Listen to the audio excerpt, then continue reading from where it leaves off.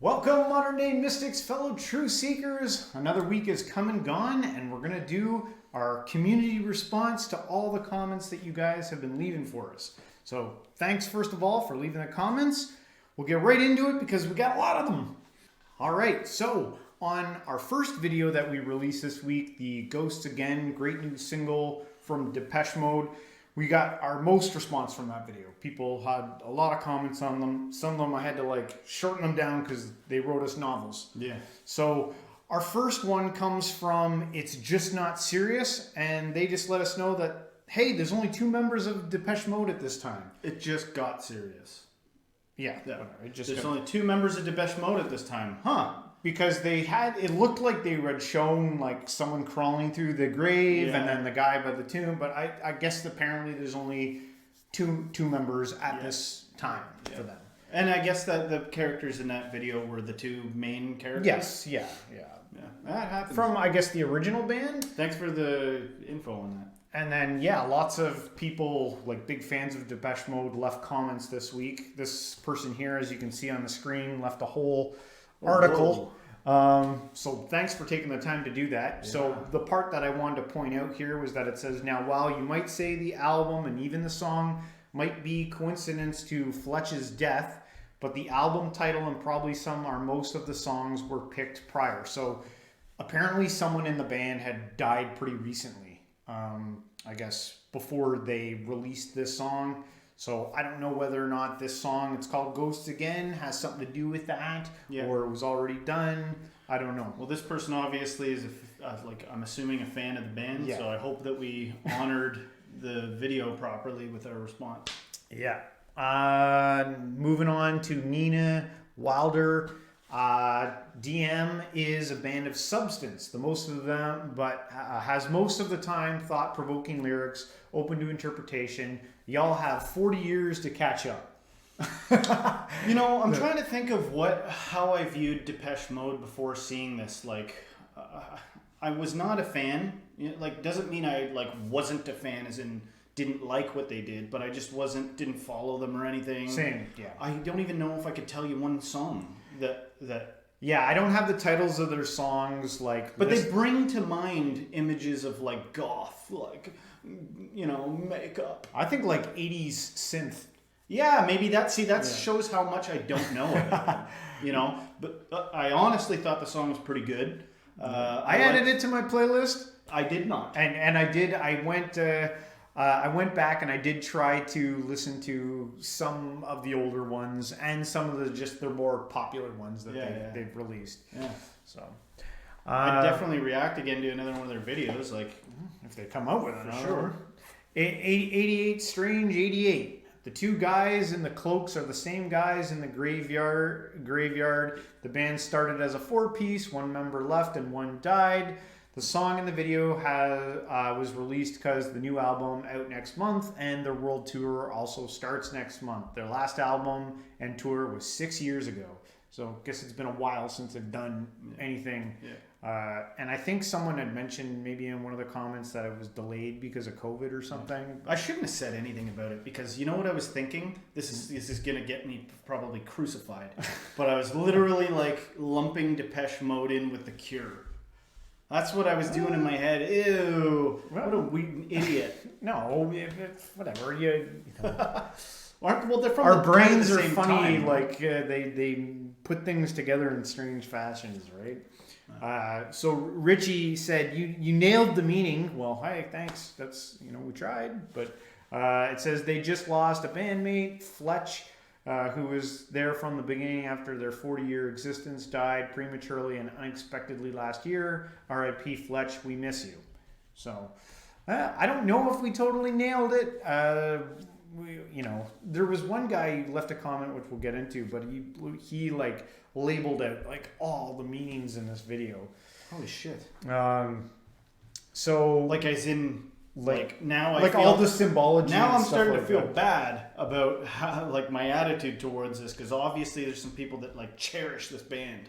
Oh yeah, they're huge. Depeche Mode. I thought it was good huge. music. Yeah, Da Vizan, I don't know how to say that. Vizaniez That is Dave and Martin, both in the band. So those are the names, Dave and Martin. Paul Dobbs wrote, Depeche Mode are actually well known and huge in America, which, you know, shows our ignorance on it. Like, no, I knew they were huge. Yeah, I knew they were big, but they're a big band. Yeah.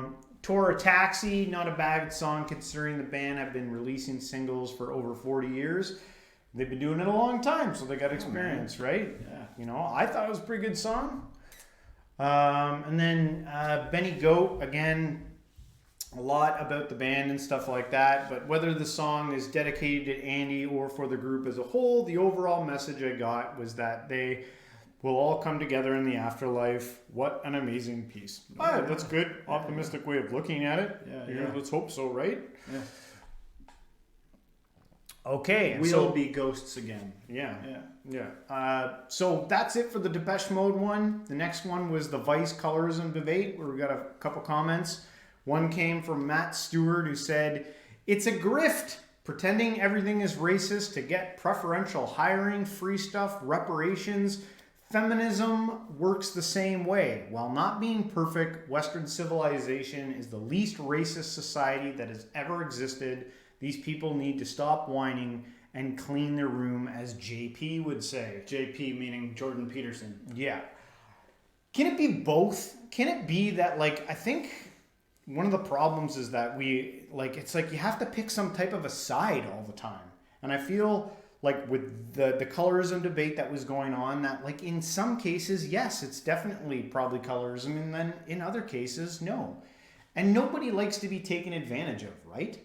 And I think that's the idea of the whole grift comment, like trying to get something for not doing anything. Do people do that? Yes, people do that. But not always. Sometimes, you know, people are held back. Have you ever been held back? Not maybe just for your color, but for being the type of person that you are. In that video, there was, I think it was she white? She was the one white lady? I couldn't tell. Well, I don't know. It depends what comment you're talking about. Or there was one woman that made a comment where she said, if one black person didn't like the way I said something or interacted with their stuff, then that means I wouldn't do that thing anymore. And the black guy actually responded by being like, don't you think that's dangerous? Like, that was his attitude towards it, right? Yeah. There are, without a doubt, people that would be upset that we even had anything to do with that video. They'd be like, y'all need to shut up. Like, and not saying y'all is some kind of derogatory thing. Just, you guys need to shut up. You know, you shouldn't be even throwing your 2 cents into this conversation. Like, there's people that are I would say that I disagree with that. Obviously, we did it. Yeah. But the point is that there's people that are very sensitive about it. And can you know someone's heart? Can you know someone's true intentions? There's some people that are nodding, going, yeah, I can look at someone and know what their intentions are. Yeah. But I find that maybe a little tricky at times. You don't always know where somebody's coming from. You don't know their experiences. Yeah. And that colors your world, your perspective, what happened to you colors your perspective. That's the most, like, diplomatic damn fucking thing I can say about it. You know, I don't know. Yeah.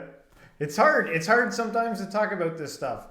Rhonda wrote, MLK, which I think is Martin Luther King. Yeah. I'm assuming. Would be disgusted to see how the country is today. It seems like nobody was listening. The golden rule would go a long way here. Amen to that. Just treat people how you would like to be treated and the world would be a better place. Also, people need to learn to take a joke, laugh at yourself, and smile once in a while. I hope you are doing well. I'm enjoying your videos. Thanks. Thanks, awesome. Rhonda. Thank you. Yeah, thanks for all the comments, by the way. Yeah. You know, sometimes it takes even a little bit of bravery to make a comment. You know, especially when you know it's going to get responded to. So thanks for the comments, everybody. Yeah. In terms of Martin Luther King, like, I think it's really sad that we're still talking about this in 2023. It's ridiculous, but I don't know how long it's going to take for us to get over this hump, but maybe never. Like, is it possible that there's a world where you're surrounded by people that are all the same way as you, don't pose a threat to you, their values are the same as yours? Is that possible? I don't even think it's possible. And ask yourself something for a second. Would you want it that way? Never even mind would you want it or not. What is nature up to? Yeah. How does, we work this shit out. We get together and we talk about it and we discuss. And then the best ideas come together. Now, there's some cynical motherfucking people out there. We get them in the comments sometimes, and their comment is like, fuck you, assholes. Like, okay, yes. That tells me that you're fucked up. When you make a comment like that, that just says like, you know, okay, that's sad. But the point is that there are people that don't want to hash things out, don't want to consider things, don't want to deconstruct things. Yeah. And do we got to live with them? Do we have to figure it out? Are there going to be things that more people tend to agree on, and then things that many people, for whatever reason, don't agree on? All that happens. Yeah. All of it happens. And we're just hitting our little triangle in the symphony right now. Ding, ding, ding. That's all we're doing here. Yeah. We're part of the symphony, throwing in our 2 cents into it. And we like when you do too. And then ideas flourish. I don't know what the fuck I'm saying. You know what I mean, though. Yeah. Moving on to our next video, the destruction, breaking down your self-limiting beliefs. We did that video just kind of for like our bait, like that was targeted towards the people who really follow us a lot. You know, Jim wrote back and just all he did was drop a Bible verse on us that said, for the time will come when people will not put up with sound doctrine. Instead, to suit their own desires, they will gather around them a great number of teachers to say what their itching ears want to hear. There's much you could kind of like pull out of that. I believe in listening to what people got to say and sacred scriptures and texts, but you also got to try to take out of that and, you know, question everything. You know, who decides what is sound doctrine, sound teachings? Who gets to decide that this is the absolute right text and scripts to follow, right? Mm-hmm. That goes for any supernatural or spiritual teaching that is used. Right? Run the experiment and see the result. There was a time period where I kept this verse in mind, but I took it in the sense that if I was listening to something and I found it was irking me or tough to listen to because it was maybe making me look at things about my life that I didn't want to look at, or it was just a tough teaching. Yeah. There was a time period where it was inconvenient. Like I was like, shit, because I don't want to listen to this, now I have to listen because I don't want to disobey that idea, because I think there's some wisdom in there, right? Yeah. I did that for a long time. Now I'm actually experimenting with like, I don't need to subject myself to everything I don't like anymore. And I'm being a little more picky and choosy. Just happens to be where I'm at in my life right now. Yeah. But you will get something out of withstanding and tolerating. There's like a therapy or a use for doing that in so many different ways. Seeing what you can tolerate and seeing how you can be non-reactive and analyze something that's coming at you. Yeah. You know, I think that there's like maybe that verse, that's kind of how I interpret that verse, as people who are like, you know, burying their head in the sand, like don't want to face something so they won't hear it. It doesn't make them feel good, so they don't want to listen to it. If that's you, you know, you might want to start building up your tolerance of truth, because I think a big part of life is like a lesson in learning how to tolerate more and more truth, facing the reality of life. Yeah. You know, how much can you actually look at and take without deluding yourself? Yeah. You know what I'm saying? Yeah, I hear you. All right, moving on. All right. Okay, so to just our last community response video, Terry wrote us and said, "You guys are doing so well at keeping a crack open and in treating everyone with an openness and respect. This is so tough to maintain. Good on ya. Carry on." Oh, hey, thanks, Terry. Yeah. Jeez, We try. We try, right? You know, it's hard. And that's one of the like things in doing this channel that we really wanted to do going into it, is trying to keep an open mind and respect what everyone's saying to us, because we have a lot of people, you know, screaming from their corner their belief, and they're so much so that even if somebody comes along and says you guys are out to lunch, there are some cracks you need to close. Yeah, I'm even leaving a crack open for that guy. Or like, oh no, you might be right. Maybe I do need to like pick a side. I'm even leaving a room open for that. Yeah, because maybe they're onto something. Somebody that's like hyper traditional or something like that. They might know something you don't. Yeah. So keep your eyes open. Karen Taker, people will think this is coincidence, but in spiritual journey, spiritual books, spiritual signals will come at the right time according to each individual spiritual stage. I've heard that. This is technical terms related to Parabhata karma, and you guys are genuine, so reactions will be grounded in I identify myself by things which I still don't know, so that I don't stop seeking new things. Well, thank you, Hell yeah. Karen, for that. And yeah, I don't know, if things do just naturally, organically happen as you're ready to receive them. Yeah, but I've heard sayings like that, like when the student is ready, the master will appear, and some things go pretty hardcore. Like I've started books before that I think this is me, or I've heard of this. I don't know if the Kabbalion does this, but it's like, be careful if you pick up this teaching, because this is going to influence your life. Yeah. There's that side of it too, which is kind of unrelated, but... Yeah.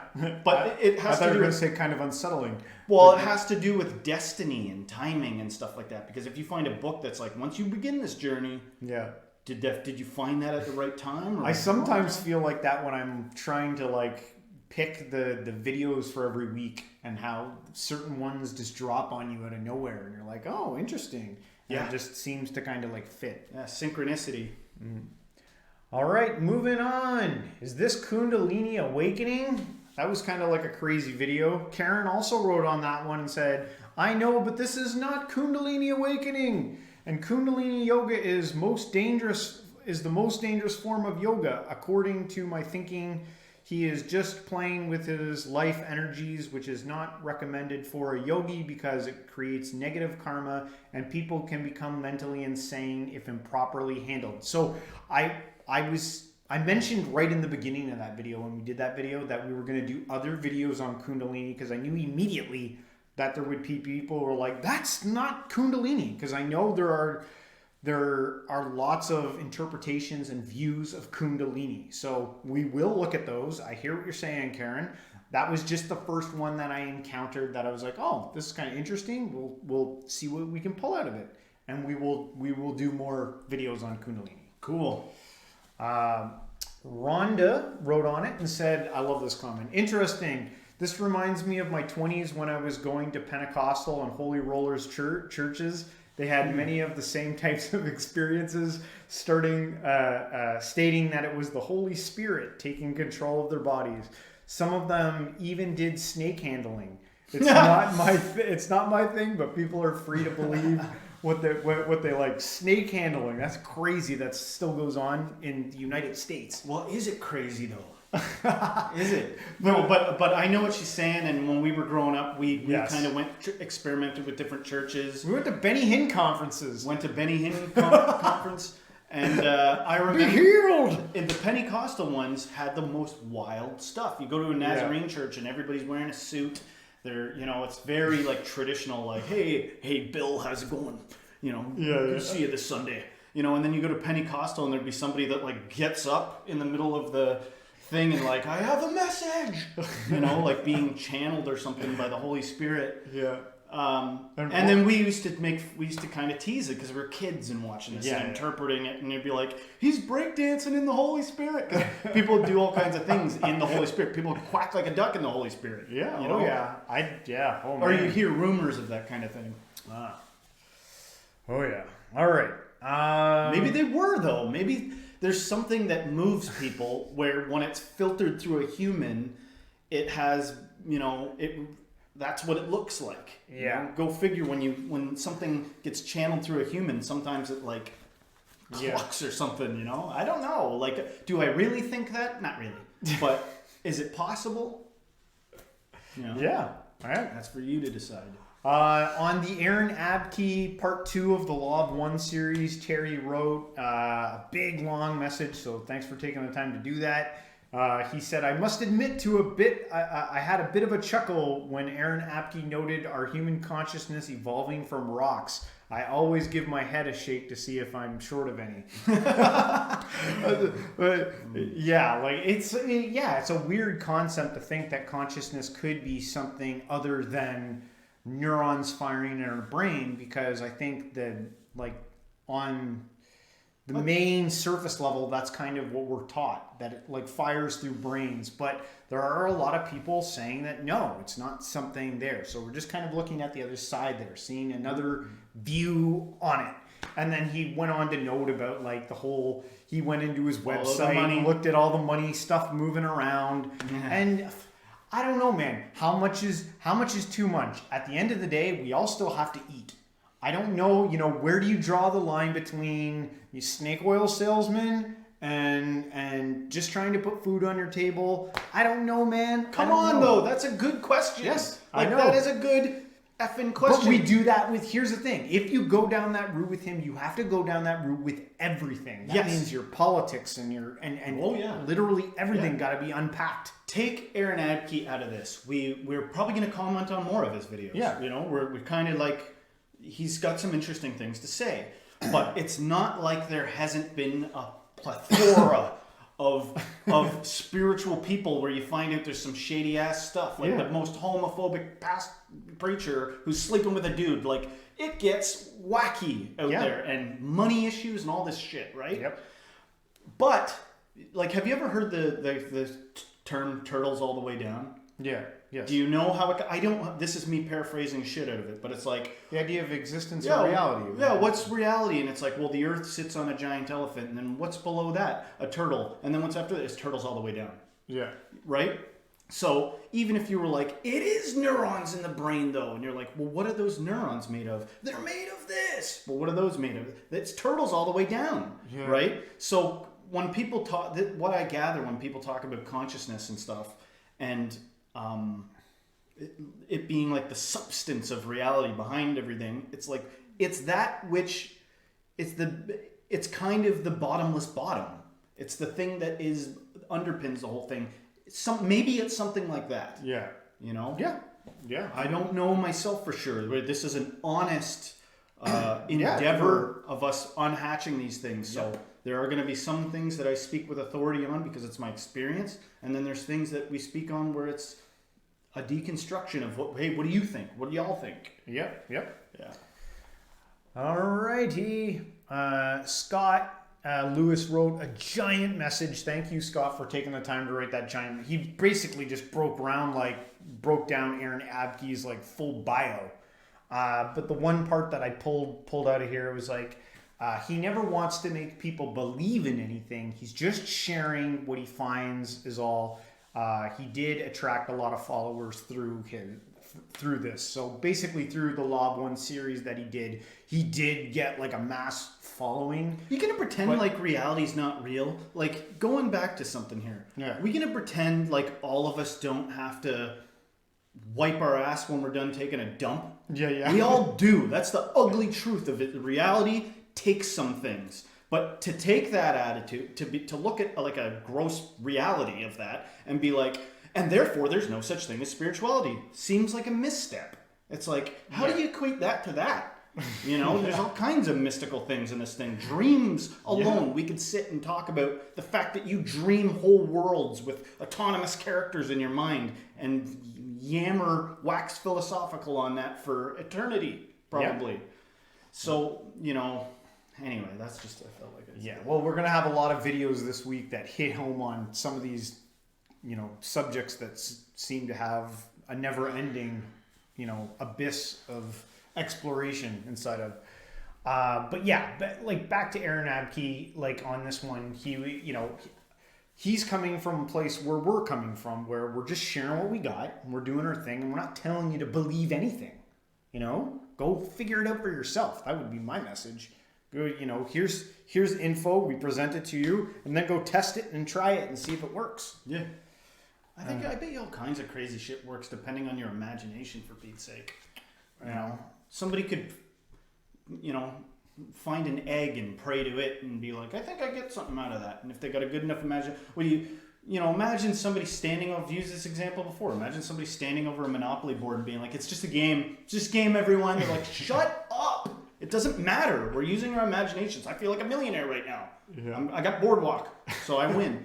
There are some things that might just boil down to imagination. You might be like, well, then it's child's play then. Yes.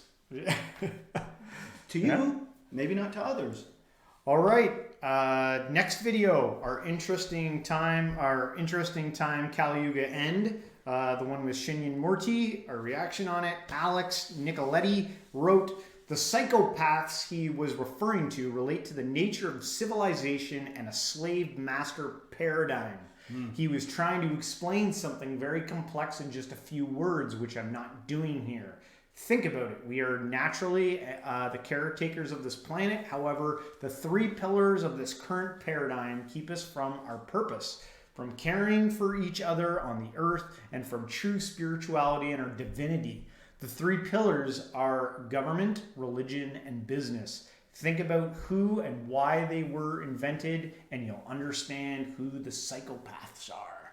So that was that was well written. I don't know if government, religion, and business are the evil entities. I think they're just a part of the show, and I do think that there is corruption that flows through them.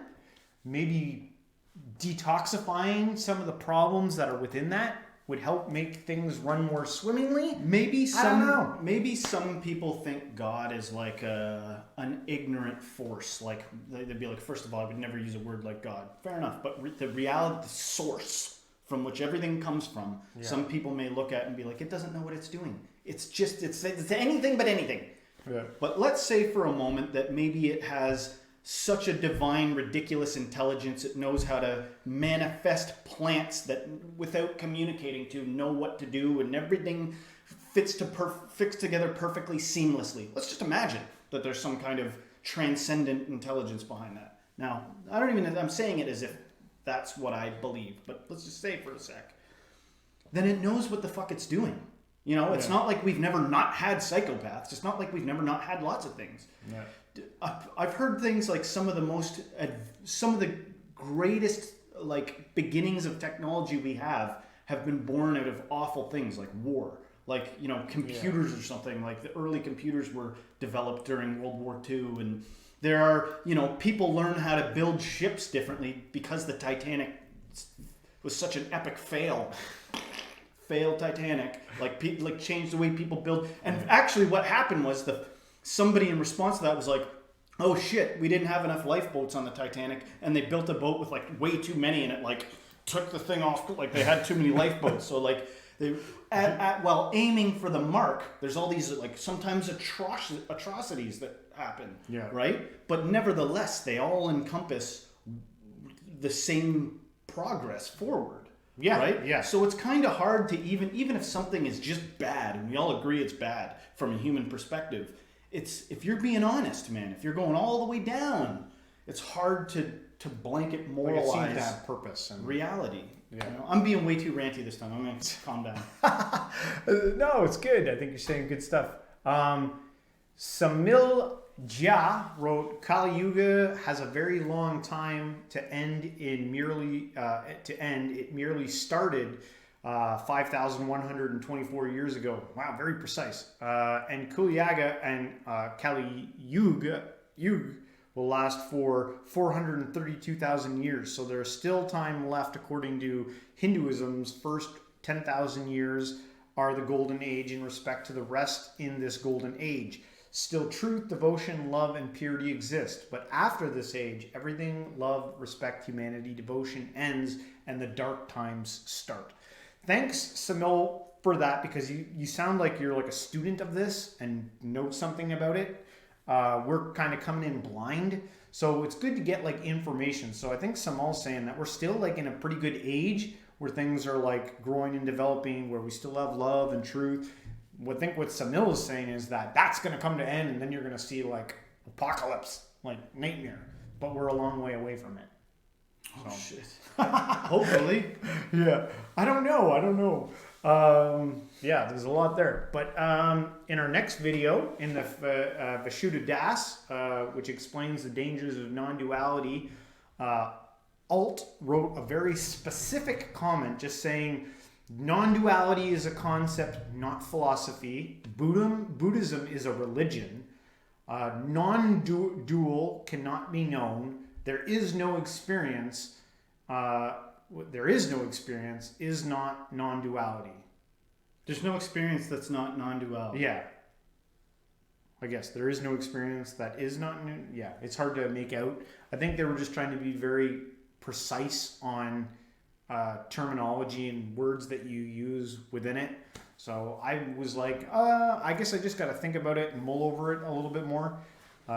This whole idea of maybe non-duality be conceptual rather than a philosophy, which is more like the study of religions and beliefs and why things are the way they are, like the deep questions, rather than non-duality as a concept, which is more of like a vague idea, like a vagary, like an idea of something, not the actual thing, as we talk about it and discuss about it, because it's a pretty deep subject.